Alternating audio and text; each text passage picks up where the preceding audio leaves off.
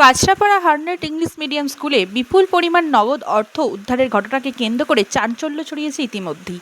প্রাথমিকভাবে টাকা গণনার মেশিনে ২৬ লক্ষ টাকা গণনা করা হয়েছে বলে খবর সূত্রে জানা গিয়েছে। এছাড়াও একই ধরনের আরও ৮টি প্যাকেটে নগদ অর্থ মজুদ রয়েছে বলে দাবি করা হয়েছে।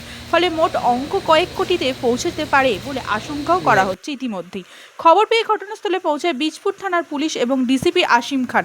ঘটনাস্থলে উপস্থিত হন বীজপুরের নবনির্বাচিত বিধায়ক সুদীপ্ত দাস।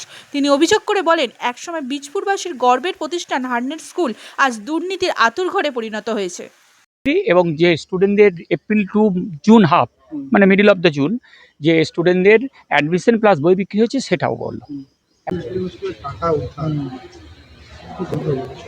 টাকা উদ্ধার মানে আপনাকে বলছি, ওই পার্থ চ্যাটার্জির ঘর থেকে যেরকম টাকা পাওয়া গেছিল সেরকম টাকা, এরকম ক্যাশ টাকা স্কুলের মধ্যে আছে। মানে আমরা তো একদম স্কুলে বেনিয়মের পর বেনিয়মের অভিযোগ, তারপরে আজকে এই ঘটনা ধরা পড়েছে।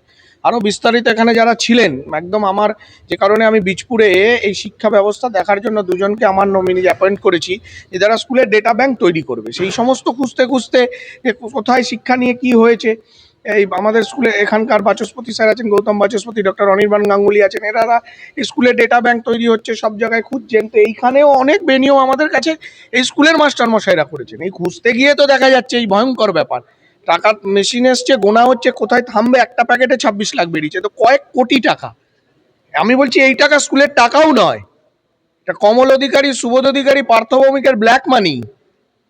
এত টাকা তারা ইডি সিবিআই এর ভয়ে এই স্কুলে লুকাতো এখন যা বোঝা যাচ্ছে। এবং শুধু স্কুলে নয়, আমার ধারণা তাদের যে টেরাগুলো ছিল, এবার তো আমরা সেদিকে নজর দেবো এবং প্রশাসনকে বলবো তীক্ষ্ণ নজরদারি করতে। কারণ এইসব ব্ল্যাক মানি তারা বাড়িতে ভয় রাখতে পারতো না, তার কারণ হচ্ছে এই মাঝের পিরিয়ডে ক্ষমতায় থাকলেও ইডি সিবিআই এর ভয় তো একটা ছিল, সেই জন্য সমস্ত টাকাই স্কুলের লুকিয়েছে।